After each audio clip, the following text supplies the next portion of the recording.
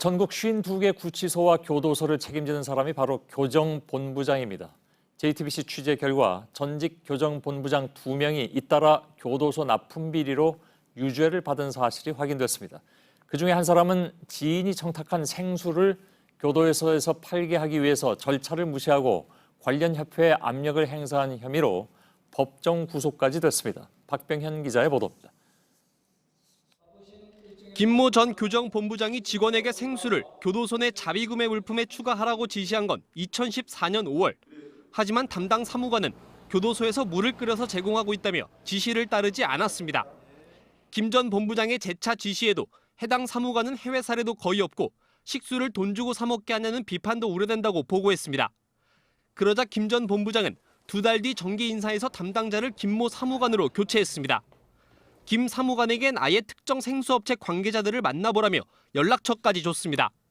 알고 보니 이 업체는 김 전 본부장 지인이 청탁한 회사였습니다. 김 전 본부장의 압력은 교정협회에도 이어졌습니다. 수용자들이 영치금을 주고 사는 자비구매 물품은 원래 교정협회가 선정합니다. 협회에서 수용자 선호조사 등을 통해 해당 품목을 선정하면 입찰을 거쳐 최종 납품업체를 결정하는 겁니다. 그런데 김 전 본부장 압력을 받은 협회는 해당 절차 없이 생수를 자비구매 물품에 추가했습니다. 이후 문제의 업체는 교정협회로부터 입찰 정보를 미리 빼낸 후 들러리 업체까지 내세워 입찰에 성공할 수 있었습니다.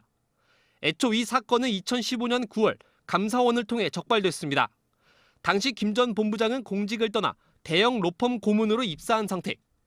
감사원 요청으로 수사에 나선 검찰은 3년이 지난 지난해 7월에서야 김 전 본부장을 재판에 넘겼습니다. 지난달 17일 재판부는 직권남용 혐의가 인정되는데도 반성하고 있지 않다며 김 전 본부장에게 징역 1년을 선고하고 법정 구속했습니다. JTBC 박병현입니다. 그런데 법정 구속된 이 김 전 본부장의 후임도 비슷한 수법의 교도소 납품 비리로 김 전 본부장과 같은 날 유죄를 선고받았습니다. 특히 해당 교정본부장은 박주선 바른미래당 의원의 전화를 받고 특정 업체 납품을 도와주는 것으로 드러났습니다. 최하은 기자입니다. 2014년 9월 윤모 당시 교정본부장은 박주선 의원의 전화를 받았습니다. 교도소 수용자들이 살 수 있는 물품에 한과를 추가할 수 있는지 검토해달라는 내용이었습니다. 박 의원과 20년 가까이 알고 지냈다는 D 한과업체 박모 이사가 박 의원에게 도움을 청한 겁니다. 그때 한참 쌀 막 수매가 안 돼가지고 교정본부가 납품을 하면 괜찮을 거라고 그런 얘기를 누가 좀 기뜸을 해주셔서 의원님이 그러면 한번 전화를 해줘 보시겠다고 그래서. 윤 전 본부장이 검토를 지시했지만 담당자들은 한과는 비싸고 보관이 어려워 부적절하다며 반대했습니다. 일이 진행되지 않자 박 의원은 다음 달 한 차례 더 전화로 부탁했고 이를 지시받은 실무자는 D 업체 측에게 입찰 절차를 알려줬습니다. 입찰 조건은 사실상 D 업체에게 맞춰져 있었습니다. D 업체가 만들고 있던 상품 규격의 견본을 3일 안에 제출하라는 겁니다. 이 업체는 유찰을 막기 위해 들러리 업체도 동원했습니다. 법원은 지난달 윤 전 본부장에게 징역 10월에 집행유예 2년을, D 업체 이사 박모 씨에겐 징역 1년 6월, 집행유예 3년을 선고했습니다. 재판부는 윤 전 본부장에 대해 국회의원의 부탁을 거절하지 못해 범행하게 된 점을 고려했다고 밝혔습니다. 박 의원은 한과 관련 협회 고문으로 해당 업계를 위해 윤 전 본부장에게 조언한 것일 뿐이라고 해명했습니다. JTBC 최하은입니다. 두 교정본부장의 입찰 비리를 수사하는 과정에서 이 사건 관계자가 정치자금법을 위반한 혐의도 새롭게 드러났습니다. 박주선 의원에게 한과 납품을 청탁했던 인물이 바로 박 의원을 후원하는 포럼에 돈을 입금했기 때문입니다. 이 포럼 임원진이 줄줄이 유죄를 선고받았는데 정작 박 의원은 처벌을 피해갔습니다. 임지수 기자입니다. 문제의 한과를 납품한 D 업체입니다. 이 회사 영업이사 박모 씨는 여민포럼 광주지부 회원이었습니다. 해당 포럼은 박 의원이 고문으로 활동했던 여민포럼의 이름을 빌려 2014년 박 의원 측근들이 만든 조직이었습니다. 법원이 박주선 의원의 유사 후원회로 판단한 단체입니다.